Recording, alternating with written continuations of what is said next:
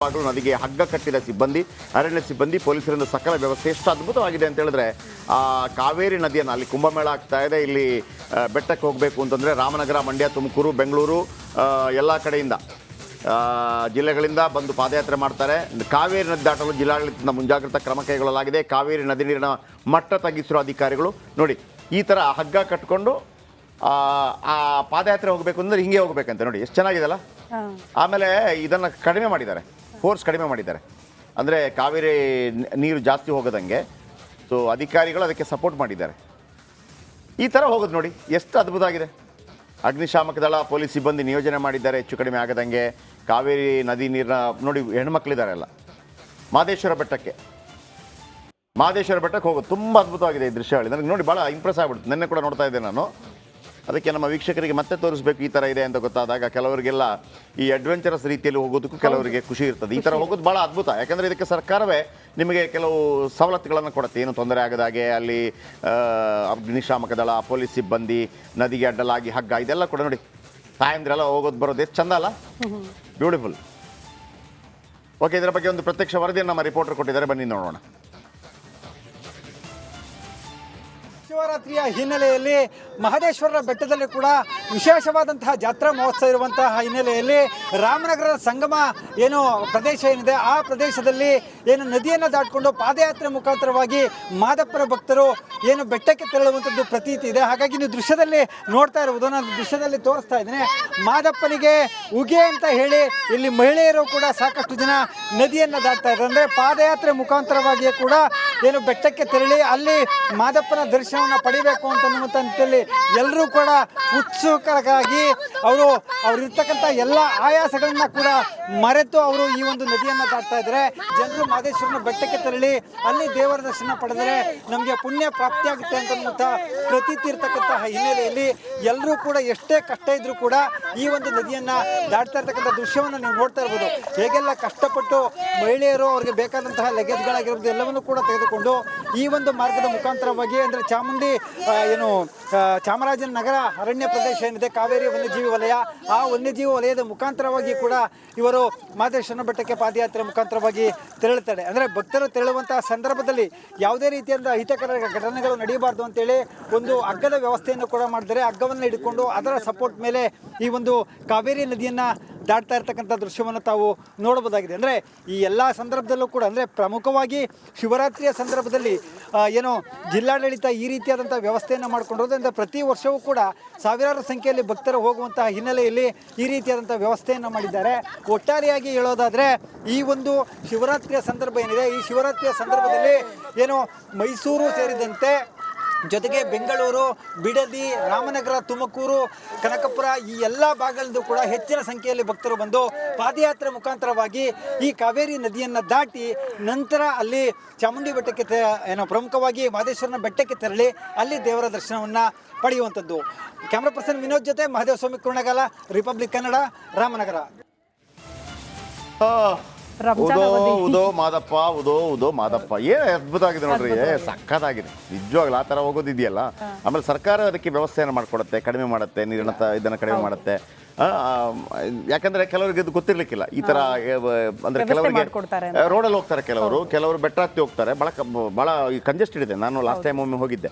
But ಈ ತರ ನೋಡಿದಾಗ ಕೆಲವರಿಗೆ ಅಡ್ವೆಂಚರಸ್ ಆಗಿ ಹೋಗ್ಬೇಕು ಅಂತ ಅನಿಸಿದವರು ಈ ತರ ಕೂಡ ಹೋಗ್ಬೋದು. ಸರ್ಕಾರ ಕಂಪ್ಲೀಟ್ ವ್ಯವಸ್ಥೆಯನ್ನು ಮಾಡುತ್ತೆ. ನೆಕ್ಸ್ಟ್, ಈ ರಂಜಾನ್ ಅವಧಿ ವಿಚಾರಕ್ಕೆ ಸಂಬಂಧಪಟ್ಟಂತೆ ರಾಜ್ಯದಲ್ಲಿ ಏನಾದರೂ ಕನ್ಸೆಷನ್ ಸಿಗುತ್ತಾ ಅನ್ನುವಂಥ ಪ್ರಶ್ನೆಗೆ ನದಿಗೆ ಹಗ್ಗ ಕಟ್ಟಿದ ಸಿಬ್ಬಂದಿ, ಅರಣ್ಯ ಸಿಬ್ಬಂದಿ, ಪೊಲೀಸರಿಂದ ಸಕಲ ವ್ಯವಸ್ಥೆ ಎಷ್ಟು ಅದ್ಭುತವಾಗಿದೆ ಅಂತ ಹೇಳಿದ್ರೆ ಕಾವೇರಿ ನದಿಯನ್ನು ಅಲ್ಲಿ ಕುಂಭಮೇಳ ಆಗ್ತಾ ಇದೆ. ಇಲ್ಲಿ ಬೆಟ್ಟಕ್ಕೆ ಹೋಗಬೇಕು ಅಂತಂದರೆ ರಾಮನಗರ, ಮಂಡ್ಯ, ತುಮಕೂರು, ಬೆಂಗಳೂರು ಎಲ್ಲ ಕಡೆಯಿಂದ ಜಿಲ್ಲೆಗಳಿಂದ ಬಂದು ಪಾದಯಾತ್ರೆ ಮಾಡ್ತಾರೆ. ಕಾವೇರಿ ನದಿ ದಾಟಲು ಜಿಲ್ಲಾಡಳಿತದಿಂದ ಮುಂಜಾಗ್ರತಾ ಕ್ರಮ ಕೈಗೊಳ್ಳಲಾಗಿದೆ. ಕಾವೇರಿ ನದಿ ನೀರಿನ ಮಟ್ಟ ತಗ್ಗಿಸಿರುವ ಅಧಿಕಾರಿಗಳು ನೋಡಿ ಈ ಥರ ಹಗ್ಗ ಕಟ್ಕೊಂಡು ಆ ಪಾದಯಾತ್ರೆ ಹೋಗಬೇಕು ಅಂದರೆ ಹಿಂಗೆ ಹೋಗ್ಬೇಕಂತೆ. ನೋಡಿ ಎಷ್ಟು ಚೆನ್ನಾಗಿದೆಲ್ಲ.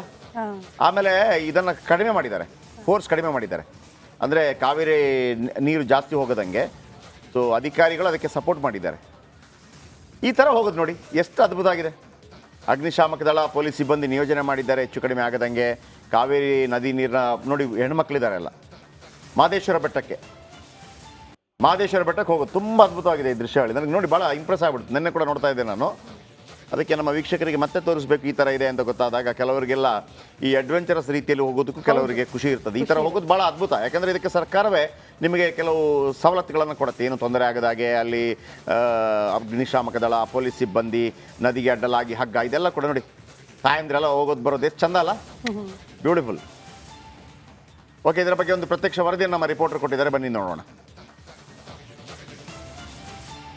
ಶಿವರಾತ್ರಿಯ ಹಿನ್ನೆಲೆಯಲ್ಲಿ ಮಹದೇಶ್ವರರ ಬೆಟ್ಟದಲ್ಲಿ ಕೂಡ ವಿಶೇಷವಾದಂತಹ ಜಾತ್ರಾ ಮಹೋತ್ಸವ ಇರುವಂತಹ ಹಿನ್ನೆಲೆಯಲ್ಲಿ ರಾಮನಗರದ ಸಂಗಮ ಏನು ಪ್ರದೇಶ ಏನಿದೆ ಆ ಪ್ರದೇಶದಲ್ಲಿ ಏನು ನದಿಯನ್ನು ದಾಟಿಕೊಂಡು ಪಾದಯಾತ್ರೆ ಮುಖಾಂತರವಾಗಿ ಮಾದಪ್ಪನ ಭಕ್ತರು ಏನು ಬೆಟ್ಟಕ್ಕೆ ತೆರಳುವಂಥದ್ದು ಪ್ರತೀತಿ ಇದೆ. ಹಾಗಾಗಿ ನೀವು ದೃಶ್ಯದಲ್ಲಿ ನೋಡ್ತಾ ಇರುವುದು, ನಾನು ದೃಶ್ಯದಲ್ಲಿ ತೋರಿಸ್ತಾ ಇದ್ದೇನೆ, ಮಾದಪ್ಪನಿಗೆ ಉಗೆ ಅಂತ ಹೇಳಿ ಇಲ್ಲಿ ಮಹಿಳೆಯರು ಕೂಡ ಸಾಕಷ್ಟು ಜನ ನದಿಯನ್ನು ದಾಟ್ತಾ ಇದ್ದಾರೆ. ಅಂದರೆ ಪಾದಯಾತ್ರೆ ಮುಖಾಂತರವಾಗಿಯೇ ಕೂಡ ಏನು ಬೆಟ್ಟಕ್ಕೆ ತೆರಳಿ ಅಲ್ಲಿ ಮಾದಪ್ಪನ ದರ್ಶನವನ್ನು ಪಡಿಬೇಕು ಅಂತನ್ನುವಂಥ ನಿಟ್ಟಿನಲ್ಲಿ ಎಲ್ಲರೂ ಕೂಡ ಉತ್ಸುಕರಾಗಿ ಅವರಿರ್ತಕ್ಕಂಥ ಎಲ್ಲ ಆಯಾಸಗಳನ್ನ ಕೂಡ ಮರೆತು ಅವರು ಈ ಒಂದು ನದಿಯನ್ನು ದಾಟ್ತಾ ಇದ್ದಾರೆ.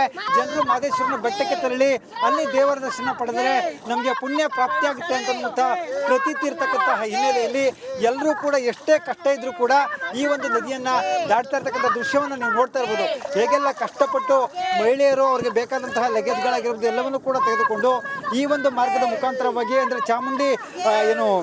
ಚಾಮರಾಜನಗರ ಅರಣ್ಯ ಪ್ರದೇಶ ಏನಿದೆ, ಕಾವೇರಿ ವನ್ಯಜೀವಿ ವಲಯ, ಆ ವನ್ಯಜೀವಿ ವಲಯದ ಮುಖಾಂತರವಾಗಿ ಕೂಡ ಇವರು ಮಹದೇಶ್ವರನ ಬೆಟ್ಟಕ್ಕೆ ಪಾದಯಾತ್ರೆ ಮುಖಾಂತರವಾಗಿ ತೆರಳುತ್ತಾರೆ. ಅಂದರೆ ಭಕ್ತರು ತೆರಳುವಂತಹ ಸಂದರ್ಭದಲ್ಲಿ ಯಾವುದೇ ರೀತಿಯಾದ ಅಹಿತಕರ ಘಟನೆಗಳು ನಡೆಯಬಾರ್ದು ಅಂತೇಳಿ ಒಂದು ಹಗ್ಗದ ವ್ಯವಸ್ಥೆಯನ್ನು ಕೂಡ ಮಾಡಿದರೆ ಹಗ್ಗವನ್ನು ಹಿಡ್ಕೊಂಡು ಅದರ ಸಪೋರ್ಟ್ ಮೇಲೆ ಈ ಒಂದು ಕಾವೇರಿ ನದಿಯನ್ನು ದಾಟ್ತಾ ಇರ್ತಕ್ಕಂಥ ದೃಶ್ಯವನ್ನು ತಾವು ನೋಡಬಹುದಾಗಿದೆ. ಅಂದರೆ ಈ ಎಲ್ಲ ಸಂದರ್ಭದಲ್ಲೂ ಕೂಡ ಅಂದರೆ ಪ್ರಮುಖವಾಗಿ ಶಿವರಾತ್ರಿಯ ಸಂದರ್ಭದಲ್ಲಿ ಏನು ಜಿಲ್ಲಾಡಳಿತ ಈ ರೀತಿಯಾದಂಥ ವ್ಯವಸ್ಥೆಯನ್ನು ಮಾಡಿಕೊಂಡಿರೋದ್ರಿಂದ ಪ್ರತಿ ವರ್ಷವೂ ಕೂಡ ಸಾವಿರಾರು ಸಂಖ್ಯೆಯಲ್ಲಿ ಭಕ್ತರು ಹೋಗುವಂತಹ ಹಿನ್ನೆಲೆಯಲ್ಲಿ ಈ ರೀತಿಯಾದಂಥ ವ್ಯವಸ್ಥೆಯನ್ನು ಮಾಡಿದ್ದಾರೆ.